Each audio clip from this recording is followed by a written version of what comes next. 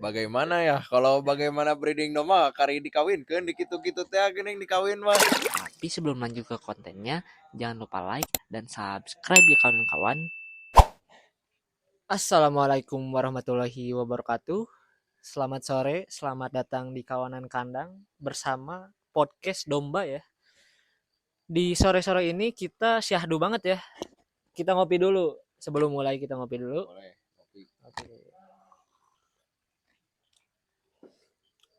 Jadi mungkin di sore hari kali ini kita bakal ngobrol-ngobrol santai aja nih kawan tentang breeding domba. Sebelumnya bersama Kang. Saya Daniel ya. Ya, bersama Kang Daniel kita ngobrol-ngobrol santai ya bersama pakar domba ahlinya. Pakar domba. Mungkin sebelumnya tuh banyak yang DM ya, banyak yang ngechat, chat ke WA juga tentang breeding. Kemarin tuh mereka tuh nanya tentang breeding, apakah benar-benar menguntungkan atau enggak sih si breeding domba itu? Iya, paling breeding domba itu ya apa ya? Menurut saya sih kalau misalnya kita mau mencoba ternak ya Kang, enaknya tuh mulainya dari breeding karena breeding itu kan sistemnya investasi ya. Tahun pertama kita mungkin bayar modal yang agak lumayan lah sebenarnya hitungannya.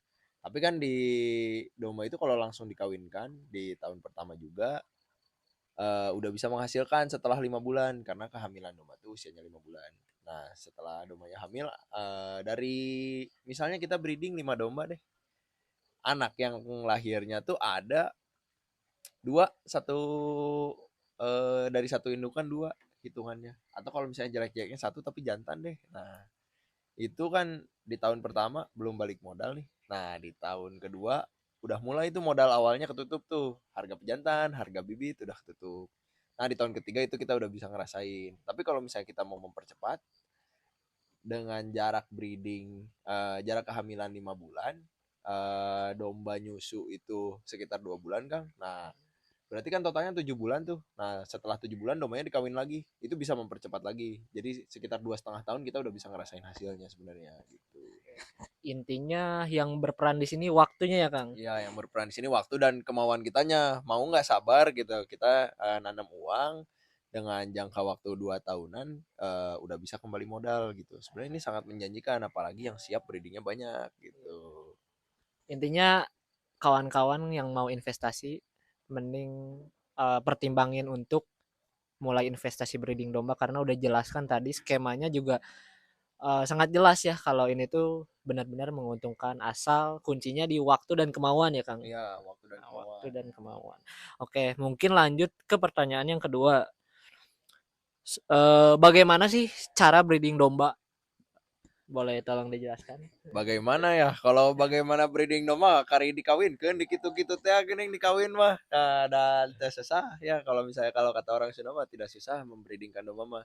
Kalau ditanya bagaimana ya bahasa Jerman atau bahasa Sunda Selatan nah how to cenah tah eta mah tinggal jawabannya tidak gimana lagi, tinggal we aing kalau misalnya bagaimana cara ngawinin domba, tinggal ada pejantan ada betina hijikeun, nah gitu, kurang lebih gitu. Mungkin kalau yang awam tuh apa aja sih yang harus disiapkan gitu. Kita teh harus Nah, ngapain dulu gitu kan bingung ya ya ya awalnya ya. teh. Paling kalau yang untuk awal-awal yang kita siapin paling utama ya faktor paling utama yang wajib ada nomor satu kandang ya sudah pasti nomor satu kandang. Ingat teman-teman ya nomor satu kalau kita mau breeding domba nomor satunya kandang. Ulah-ulah domba kita teh di lapangan keun we diantep di lapangan nah kan kapoyanan terus sekarang musim hujan ya kepanasan terus sekarang musim hujan ya kan domba teh nggak mungkin gitu ya atau di dalam rumah bari kita makan dombanya seliweran kan nggak mungkin kan gitu atau di kamar ya mewah-mewah teuing siga ucing misalnya kayak kucing gitu di dalam rumah agak aneh jadi nomor satunya tetap kandang ya. Nah, untuk selanjutnya mungkin pejantan dan betinanya yang siap kawin gitu. Betinanya yang siap breeding deh, bukan siap kawin gitu. Betina yang udah usia siap breeding gitu. Itu faktor kedua yang jelas dombanya yang siap-siap dibreedingin untuk usianya.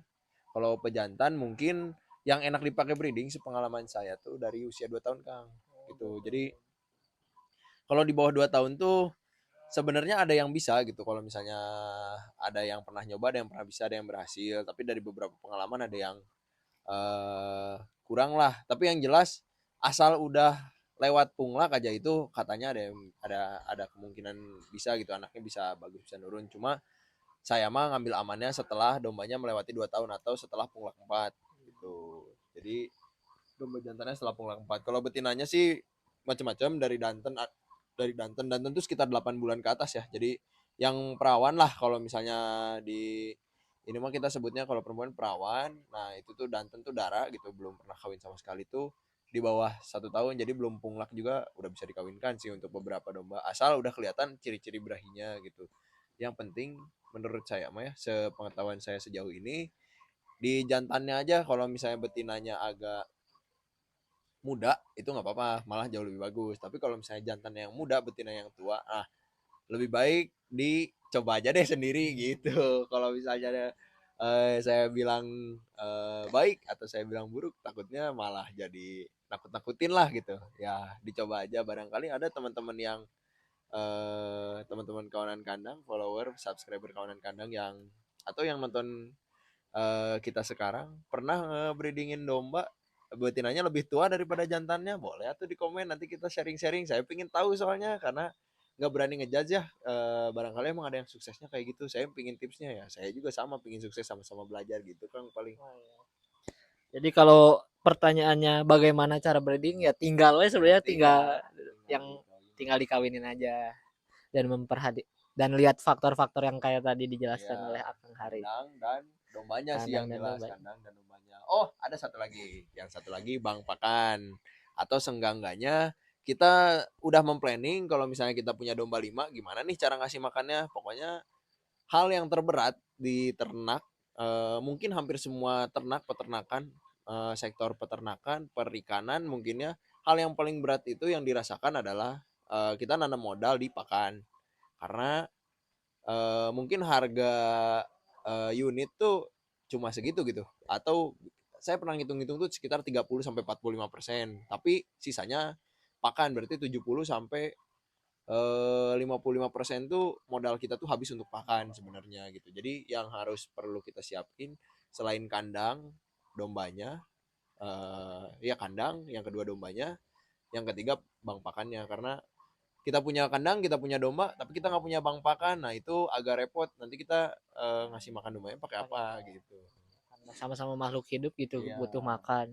Cuman ada tipsnya nggak sih untuk pakannya sendiri ya? Untuk rumputnya, hijauannya atau apanya? Kalau hijauan sih sebenarnya itu semuanya kembali kepada mazhab masing-masing ya Kang ya. Karena di domba ini beda-beda ya, kadang-kadang sama peternak di daerah sini pakai rumputnya ini, peternak daerah sini pakai rumputnya ini. Kalau di kita campur, tapi di kita ada komposisi 30% harus masuk odot deh gitu. Sisanya mau rumput yang lain, rumput sembarang atau hijauan, kalau misalnya dombanya suka kita kasihin, dan kalau misalnya dombanya nolak atau bisa dibilang resisten gitu ya, udah kita cabut lagi rumputnya karena atau hijauannya karena domainnya sendiri udah nggak mau makan. Tapi yang jelas kalau odot pasti habis, dan kita pakai komposisi seminimal minimalnya di pemberian pakan kita, pakai odot 30% minimal.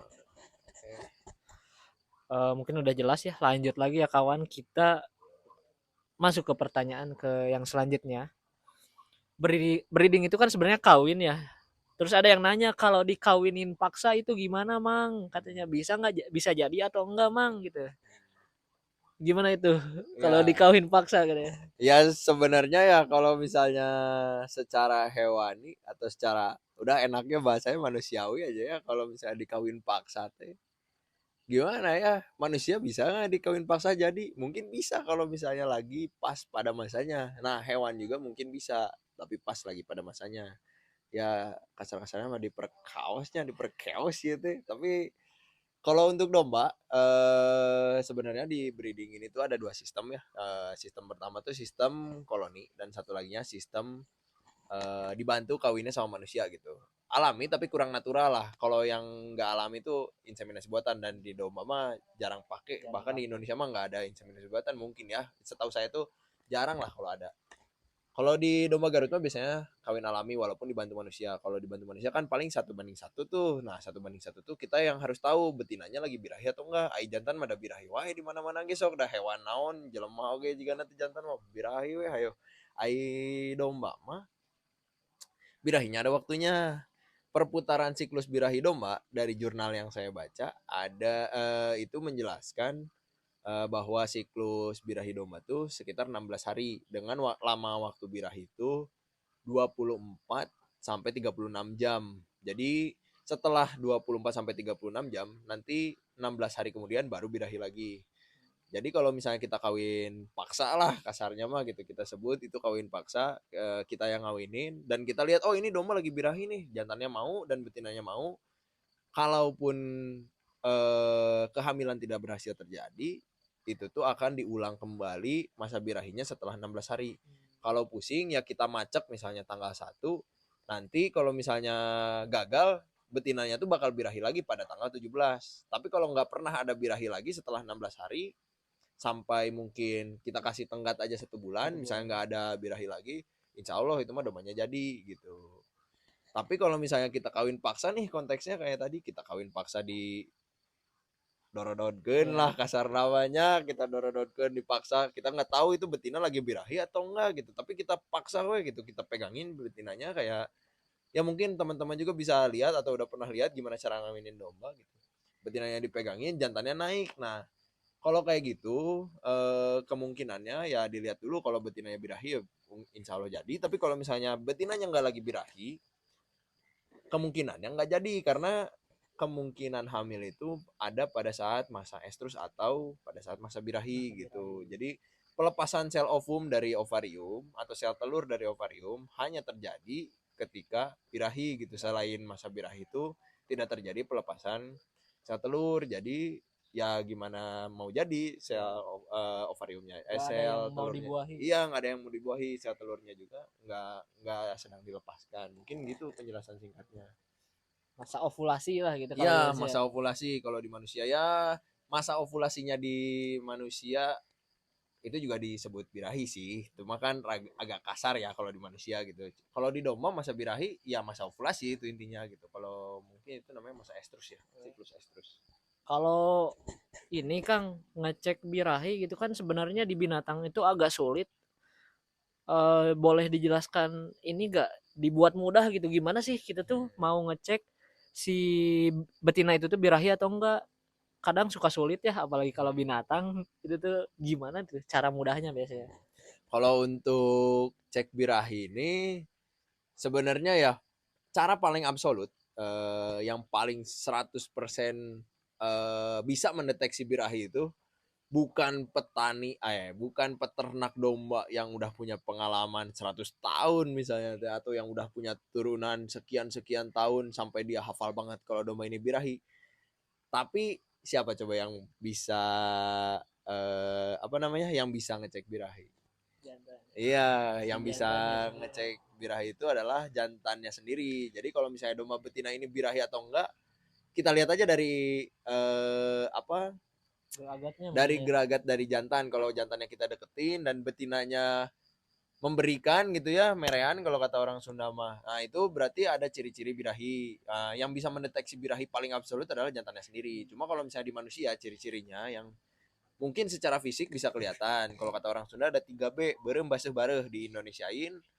Ada vulvanya memerah, terus agak sedikit basah di vulvanya dan agak membengkak. Iya, agak membengkak di vulvanya. Itu kalau misalnya ada 3 ciri-ciri itu, kemungkinan besar betinanya sedang birahi. Dan kalau ciri-ciri yang lainnya seperti sifat-sifat adalah gelisah, betina itu gelisah. Jadi kalau kata orang Sunda mah tedak cicing nih utak itak utak itak utak itak nah terus si ekornya tuh gini-gini terus apa gerak-gerak goyang-goyang terus sering pipis di depan jantan kalau nggak ada jantan ya seenggaknya dia sering pipis gitu itu ciri-ciri betina birah itu sering pipis gitu dan biasanya kalau ada jantannya pipisnya dicium dari pipisnya aja jantan tuh tahu kalau betina ini sedang birahi atau enggak gitu dan apalagi ya ciri-ciri yang bisa dilihat secara fisik mungkin nafsu makan agak kurang karena sibuk dia pingin dikawini sebenarnya, nggak tenang lah gitu. Kalau betina lagi birahi itu nggak tenang sebenarnya, betina domba lagi birahi itu nggak tenang. Jadi kurangnya nafsu makan gitu. Jadi kita bisa lihat ciri-ciri kehamilan domba kalau jadi nih, domba yang dikawinin jadi itu tuh makannya jauh lebih lahap. eh, Apa ya, di bulan pertama tuh makannya jauh lebih lahap, menandakan biasanya kalau domba itu berhasil dibuahi sama jantan. Dan setelah bulan kedua perutnya sudah mulai membesar gitu, dan ya itu insya Allah jadi gitu, jadi Jadi kalau menemukan ciri-ciri berahi langsung aja kawinkan. dikawinkan. Ya Oke. harusnya segera mungkin, kalau udah ketahuan ada ciri-ciri birahi, jangan ngambil waktu lama lagi, segera kawinkan. Karena kalau misalnya ditunda-tunda, sayang ya kan. Kalau kita investasi kan ngitung waktu, sementara birahi itu mundurnya 2 minggu. Anggap kalau tadi kita cepet-cepetan 7 bulan tuh, yang dari investasi 5 bulan hamil, 2 bulan menyusui, setelah 2 bulan kita kawinin lagi. Sementara kita mundur 2 bulan udah jadi 7,5 bulan. Terus telat lagi ngawinin, mundur lagi sebulan, jadi 8 bulan kan. Kapan gitu uang kita balik gitu ya sebenarnya. Kalau kita ngitung-hitungannya sama uang, ya kapan uang kita balik gitu. Paling ke situ sih arahnya, ke uang lagi ya intinya mah. Nah, beternak untuk apa? Untuk uang. Itu sih yang jelas ya, teman-teman. Oke. Jadi tadi kan udah dijelasin lengkap nih sama Akang ini, mulai dari bagaimana caranya, apa aja yang harus diperhatiin, terus bagaimana ngecek birahi. Terus biasanya kawan nih masih suka ragu-ragu nih, masih ada keraguan gitu ya di dalam hatinya karena ini tuh makhluk hidup yang susah untuk dikontrol ya. Bagaimana sih biar mereka tuh tetap optimis buat breeding domba, buat investasi di sektor ini dan uh, gak ragu lagi gitu. Ya, meren poin pertamanya mah tetap sama kayak tadi. Gimana cara ngawinin ya tinggal. Nah, kalau misalnya Kang saya pingin eh apa namanya, pingin breeding domba tapi masih ragu, ya jawabannya jangan ragu. Nomor satunya, nomor duanya kita iklan sedikit ya. Ya beli dombanya di kawanan kandang teman-teman gitu. Kita siapin domba-domba yang insya Allah sehat dan insya Allah udah siap-siap di breedingin, tinggal nunggu waktu apa namanya, tinggal nunggu waktu ovulasinya, tinggal nunggu waktu birahinya. Insya Allah di kawanan kandang dombanya kalau yang paket breeding udah kita siap-siapin. Ya itu iklan aja sebenarnya ya. Kalau misalnya mau beli domba untuk breeding bisa di kawanan kandang. Kalau misalnya masih ragu, beli dombanya di kawanan kandang. Tapi kalau misalnya cara ketiga, coba ini dulu berdoa ya, istihoroh ya. Ini breeding teh pialusin atau bakal bagus atau bakal mulus enggak kalau misalnya breeding. Kira-kira dihitung kalau misalnya kita punya domba 5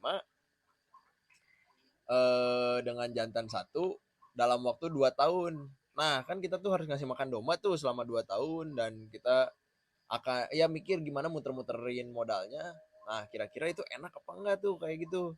Kalau misalnya kurang, ya jadi 10 gitu ya minimal mah gitu, biar agak kerasa untungnya teh gitu. Emang rada di awal tuh agak gede gitu kelihatannya modalnya, tapi kan setelah 2 tahun mace ya gitu ya, itu teh nyayur kita teh, anak-anaknya udah gede.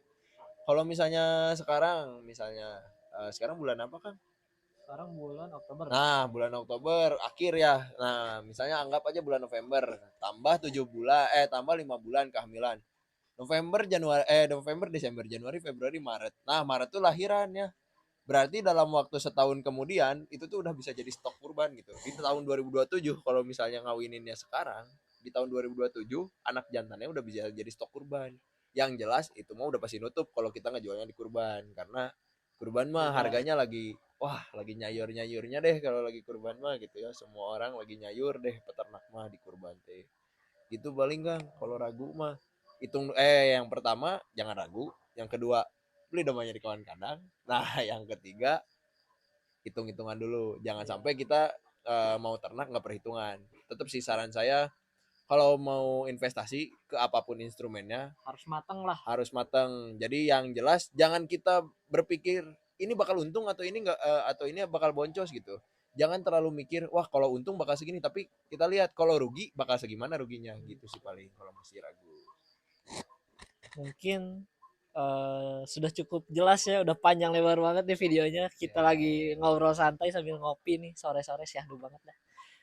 Paling cuma sekian ya dari kami kawanan kandang. Kalau ada yang mau ditanyain langsung aja ke komen. mau nanya-nanya soal domba, soal breeding, langsung aja di komen ya. Boleh di Oke. komen atau di deskripsi kan ada nomor saya juga ya, nanti di deskripsi langsung aja ke WA mau tanya-tanya seputar breeding. Kemarin itu banyak tuh yang masuk ke WA saya, Kang mau tanya-tanya pejantan, Kang mau tanya-tanya breeding. Insya Allah saya balasin satu-satu dan mohon maaf kalau kemarin ada yang belum terjawab atau yang saya jawabnya agak telat ya, mohon maaf karena ada kegiatan di tempat lain mungkin ya. Sekian dari kami. Assalamualaikum warahmatullahi wabarakatuh. Waalaikumsalam.